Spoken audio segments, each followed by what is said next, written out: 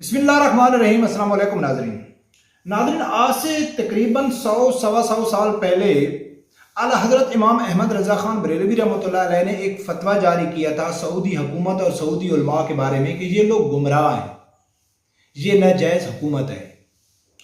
तो बहुत ज़्यादा उसके ऊपर तनकीद हुई, आज भी तनकीद हो रही है। हालांकि उस टाइम जो उलमाए देवबंद हैं वो ख़ुद भी इस चीज़ से एग्री थे कि जो सऊदी हुकूमत है वो नाजायज़ यानी कि हुकूमत है। उसकी दलील सबसे बड़ी यह है कि उनकी जो अहले सुन्नत अकायद देवबंद की किताब है अल मुहन्नद अलल मुफन्नद, उसके अंदर भी पूरा सब तफसील मौजूद है कि ये लोग भी उनको गलत समझते थे। वो एक अलग बात है कि बाद में उनके कुछ मामलात तय हो गए तो उन्होंने ये इनके यानी पीर मुर्शद सऊदी वाले उलमा इनके पीर मुर्शद बन गए, वो एक अलग बात है। तो नाजरीन, ये जियो न्यूज़ की खबर है और ये सच्ची खबर है क्योंकि मैं इसका बैकग्राउंड जानता हूँ कि ये 25 अगस्त 2022 की खबर है कि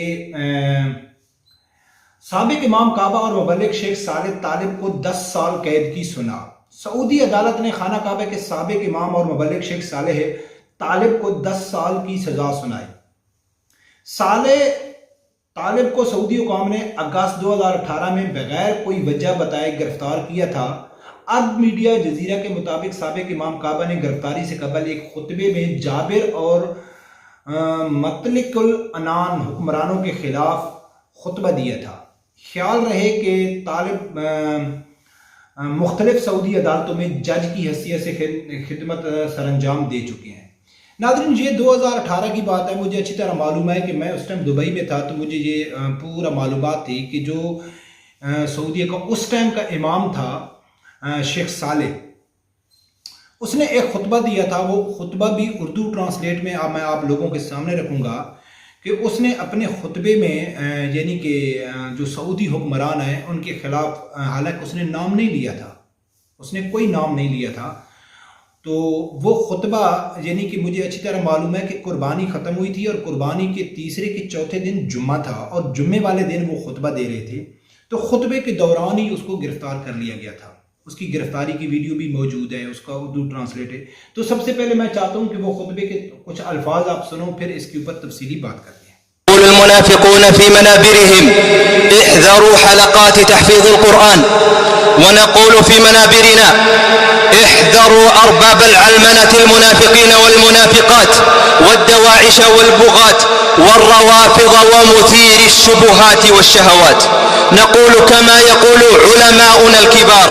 हम इस मेंबर से बात कहते हैं कि मुसलमानों अपने आप को बचा लो और चौकन्ना रखो मुनाफिक मर्द और मुनाफिक औरतों के सरदारों से और मगरिबी तहजीब के परवरदा लोगों से। तो नाज़रीन, ये वजह बनी उस इमाम काबा की गिरफ्तारी की कि उसने हुकूमत के ऊपर तनकीद की है। तो नाज़रीन, अक्सर जो बरेलवी अकायद से ताल्लुक़ रखने वाले लोग हैं, जो जय्यद उलमा हैं, वो कहते हैं कि इन इमाम काबा के पीछे नमाज नहीं होती। वो अपना फतवा जारी करते हैं और मैं उससे इत्तफाक करता हूँ। अगर कोई लोग पढ़ते हैं, मैं खुद भी जाकर उनके पीछे नमाज पढ़ी है, लेकिन उनके उस फतवे से मैं इत्तफाक करता हूँ। वो क्या कहते हैं कि ये हक बयान नहीं करते, नहीं कर सकते, ये सऊदी हुकूमत के ग़ुलाम हैं और हम भी यही दलील देते हैं। तो अल्हम्दुलिल्लाह इमाम अहमद रज़ा ख़ान बरेलवी रहमतुल्लाह अलैह का जो 1.25 साल पहले का फतवा था ना, तो वो तकरीबन आज से 20 साल पहले 2000 तक तो कोई नहीं मानता था। उसके मुखालफिन तो अक्सर ही कहते थे कि यार ये गलत है, सऊदीया तो बहुत आ गया है, सऊदी के उलमा तो माशाल्लाह वली हैं। इनका एक मक्की साहब है जो बैतुल्लाह में दर्स देता है, वो तो कहता है कि इनसे बड़े कोई वली भी नहीं है। लेकिन अब जो टेक्नोलॉजी का दौर आया, डिजिटल दौर आया, नेट का दौर आया और हुकूमत सऊदिया के और उनके इमामों के कि वो क्लबों का इफ्तिताह कर रहे हैं, कभी क्या फिल्मों में काम कर रहे हैं, और सऊदी हुकूमत के जो बड़े बड़े फिल्म यानी कि सैन में बन रहे हैं, कंसर्ट के बहुत बड़े बड़े प्रोग्राम हो रहे हैं। तो ये चीज़ होते हुए ना, तो अब इनको भी मालूम हो गया है कि जो इमाम अहमद रज़ा ख़ान बरेलवी के मुखालफिन हैं वो भी समझते हैं कि इमाम अहमद रज़ा ख़ान बरेलवी रहमतुल्लाह ने सही फतवा दिया था। कुछ दिन पहले हम किसी जगह में खड़े थे तो कुछ जो हमारे मुखालफिन अकायद वाले देवबंद हज़रात हैं वो खड़े थे, 3-4 खड़े थे, मैं भी वहाँ पहुँच गया। तो यही सऊदी में कोई एक नया वाक़या हुआ था, कोई प्रोग्राम हुआ था, दिवाली का कुछ इस तरह का प्रोग्राम हुआ था। तो वो जब गए तो इसी के ऊपर बात हो गई, तो वो कहते हैं कि यार अभी बहुत ज़्यादा दुख होता है, बहुत परेशानी की बात है कि सऊदीया के उलमा चेंज हो गए। वो देवबंद जो लोग थे, देवबंदी नौजवान थे, वो कह रहे थे कि यार अब दुख होता है कि सऊदीया के उलमा चेंज हो गए, सऊदी के उलमा हक बयान नहीं करते, बड़ी परेशानी की बात है।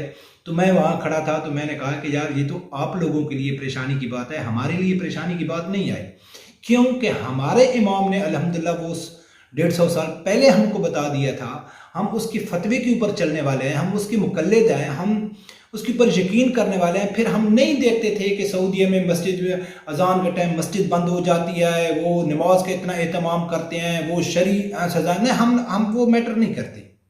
हमारे इमाम ने पहले बता दिया था, और अभी तो आप लोग देख के बता रहे हो, आप तो अभी अपना कलमा आंखों से देख के बता रहे हो। पहले तो आप कहते थे कि हाँ, अपने अकायद का दफा तो आप सऊदीया से करते थे कि यार देखो जो हमारे अकायद हैं वो सऊदीया के भी अकायद हैं।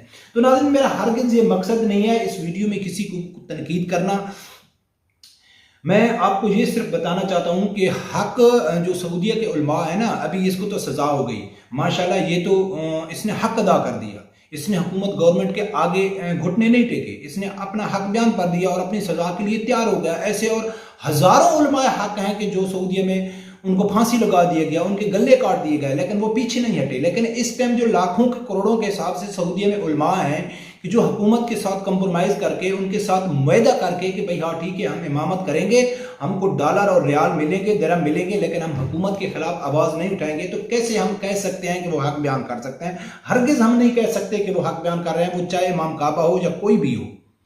इमाम काबा भी अगर अभी इस टाइम है, अगर वो उसको एक लेटर मिलता है कि आप हुकूमत के ऊपर तनकीद नहीं कर सकते, चाहे हम वो न्यूम सिटी बनाएं, चाहे हम यहूद नसारा से मुआहदे करें, चाहे हम नसाब में चेंज करें, चाहे हम हिंदू दिवाली और इन गैर मजहबों के जो जितने प्रोग्राम हैं उनका करें, लेकिन आपको हक नहीं है हमारी हुकूमत के ऊपर तनकीद करने का। उन्होंने एग्जाम्पल मिसाल कायम की शेख साले की कि अगर जो भी करेगा उसके साथ ये असर होगा। तो अगर कोई भी आदमी उसको कहे कि ये हक बयान कर रहा है या उलमाए हक है, तो कम से कम हम उसको ये नहीं कह सकते।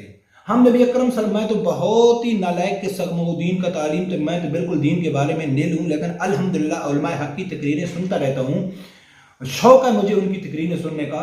तो हमने तो उनके मुंह से यही सुना है कि कहीं भी ये नहीं मिलता है कि इमाम काबा या मस्जिद नबी का इमाम हक है, वो मुसल्ले हक हैं, उसके ऊपर इमाम तब्दील होते रहे हैं, उसमें मुख्तलिफ दौर में मुख्तलिफ इमाम आया है। तो हम ये नहीं कह सकते कि जो खाना काबा का इमाम है तो वो कोई फरिश्ता हो गया, या इमाम मस्जिद नबी का इमाम है तो वो फरिश्ता हो गया। हरगिज़ हम ये नहीं कह सकते। हमको अच्छी तरह मालूम है कि इमाम काबा या मस्जिद नबी का इमाम भर्ती कैसे होता है, उसकी भी वैकेंसी निकल दिया है उनको, यानी कि जो ये लोग इमाम होते हैं, ये यदि अप्लाई करते हैं, अपनी क्वालिफ़िकेशन ज़ाहिर करते हैं, CV जमा कराते हैं, फिर उनका इंटरव्यू होता है, फिर उनको ये बताया जाता है कि आपने किन किन चीज़ का ख्याल करना है, हुकूमत के ख़िलाफ़ बात नहीं करनी है, यहूद नसारा के ख़िलाफ़ बात नहीं करनी है, ये चीज़ ये एग्री करते हैं, ये साइन करते हैं कि हम ऐसा नहीं करेंगे, तब जाके इनको नौकरी मिलती है 2 साल के लिए, 3 साल के लिए। जब इनकी अपनी ड्यूटी 2 साल या एग्रीमेंट ख़त्म हो जाता है तो फिर ये एक आम आदमी होते हैं। तो लिहाजा इसकी वजह से हम इनको कोई फरिश्ता नहीं कह सकते कि ये कोई आसमान से उतरे हुए होते हैं। शायद मेरे कुछ अल्फाज गलत हों, उलमा कराम मेरे अल्फाज को गलत समझे तो मैं पहले से माफ़ी चाहता हूँ, माजरा चाहता हूँ कि मैं दीनी इल्म के हिसाब से बिल्कुल वो हूँ। लेकिन ये ख़बर आप लोगों को बतानी थी कि ये एक साले था, 2018 में गिरफ़्तार हुआ था। इसके ऊपर इल्ज़ाम ये था कि आपने हुकूमत के ऊपर तनकीद क्यों की, और इसने कोई कंप्रोमाइज़ नहीं किया, इसने कोई सॉरी नहीं की, या पहले ही इसको मालूम था, पहले ही एग्रीमेंट करके आया था, लेकिन हक बोलने के लिए ये मजबूर हो गया। इसने नहीं सोचा कि मुझे सज़ा क्या होगी, या मुझे मौत भी हो सकती है, मुझे मेरा गला भी काट सकते हैं, लेकिन इसने कहा कि मैं हक बयान करना है। ये भी सुनने में उस टाइम आया था कि अगर ये उस टाइम सॉरी कर देता, मुआफ़ी मांग लेता, तो शायद इसको वापस कर देते, लेकिन ऐसा नहीं हुआ है। बरकत ये जी न्यूज़ की खबर है। रब परवरदिगार से यही दुआ है कि अल्लाह ताला हर आदमी को हक सा सुनने की और उसके साथ खड़े होने की तौफीक अता फरमाए। अल्लाह हाफ़िज़।